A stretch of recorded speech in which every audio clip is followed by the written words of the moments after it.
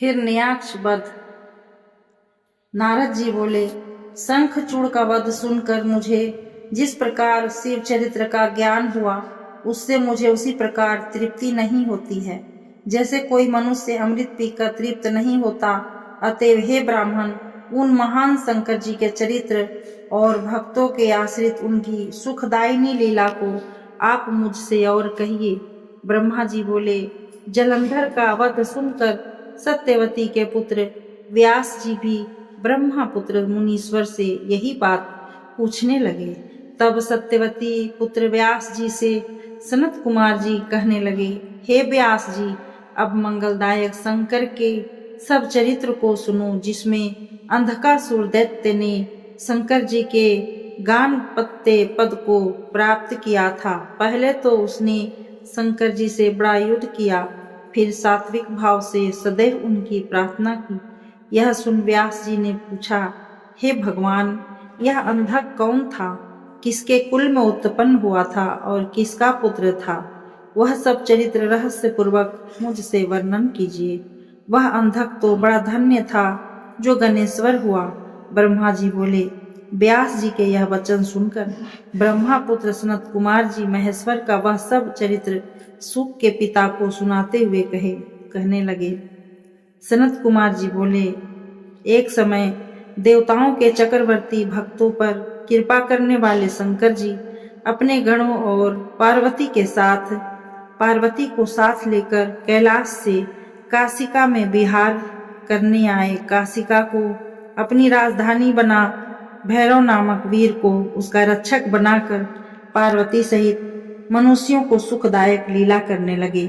इसी प्रकार एक समय शंकर जी मंदराचल पर्वत पर भी जाकर जब पार्वती के साथ विहार कर रहे थे, तब उनके अनेक विहारों में जब पार्वती ने अपने कनक कमल से प्रभा वाले हाथों से शंकर के नेत्र बंद कर लिए, तो क्षण भर के लिए चारों ओर महान अंधकार छा गया और महेश्वर के शरीर का स्पर्श करने से पार्वती के दोनों हाथों से मद का जल निकलने लगा।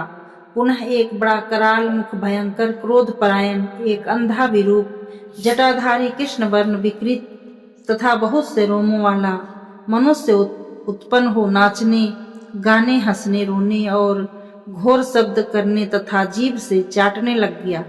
उसके अद्भुत दर्शन से गौरी को बहुत आश्चर्य हुआ।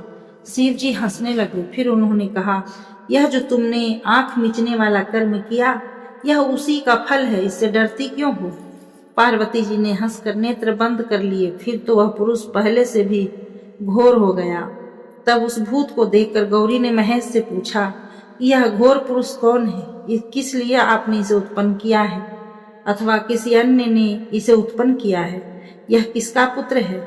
सत्य कहिए। सनत कुमार जी बोले, तब त्रिजगन जननी के यह वचन सुन सृष्टिकर्ता भगवान शंकर ने कुछ हंसते हुए उसका पुनः पूर्व परिचय देते हुए कहा कि हे आर्य, यह तुम्हारा वही पहले वाला पुत्र है जो तुम्हारे द्वारा मेरे नेत्रों को बंद करने पर मेरे माथे के पसीने से अभी कुछ क्षण पूर्व प्रकट हुआ है।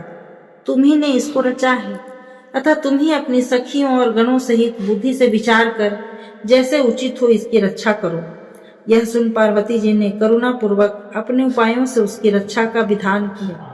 उसी समय हिरण्यनेत्र नामक दैत्य अपने बड़े भाई की संतति वृद्धि देखकर पुत्र कामना से शंकर जी को प्रसन्न करने के लिए वन में तप करने गया। उसके तप से प्रसन्न होकर शंकर जी उसे वर देने गए। उसने कहा, मुझे वीर्यवान पुत्र दीजिए। मेरे भाई के तो प्रहलाद आदि 5 पुत्र हुए हैं, परंतु मेरे कोई पुत्र नहीं है। मैं वंश रहित हूँ, मेरा राज्य कौन भोगेगा? शिव जी ने तथास्तु कहा उसे पुत्र प्राप्ति का वर दिया और कहा, मेरा अंधक नामक पुत्र तेरे ही समान बलवान है, तू सारा दुख भूल उसी पुत्र को मुझसे मांग ले।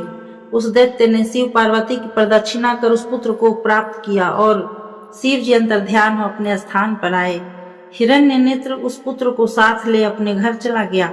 पश्चात उसने देवता, पृथ्वी तथा पाताल वासियों को जीतकर अपने देश में मिला लिया। फिर तो दैत्यों के राजा हिरण्याक्ष के आतंक से देवता व्याकुल हो गए। उन्होंने सर्वात्मक यज्ञ में कराल वाराह रूप धारण प्रधान विष्णु जी को आराधना कर उन्हें पाताल भेजा। उन्होंने वहां जाकर अपनी घोर दाढ़ों के प्रहार से निशाचरों की सेना को मथ कर सुदर्शन चक्र से हिरण्याक्ष का सिर काट उसके राज्य पर अंधक का अभिषेक किया। फिर अपनी कराल दाढ़ों पर पृथ्वी को उठा जल पर स्थापित किया और सब देवताओं ने प्रसन्न हो उनकी स्तुति की। 12 रूप भगवान अपने लोक को चले गए। हिरण्यनेत्र के मरने से सब देवता और संपूर्ण मुनि तथा वन्य जीव सुखी हो गए।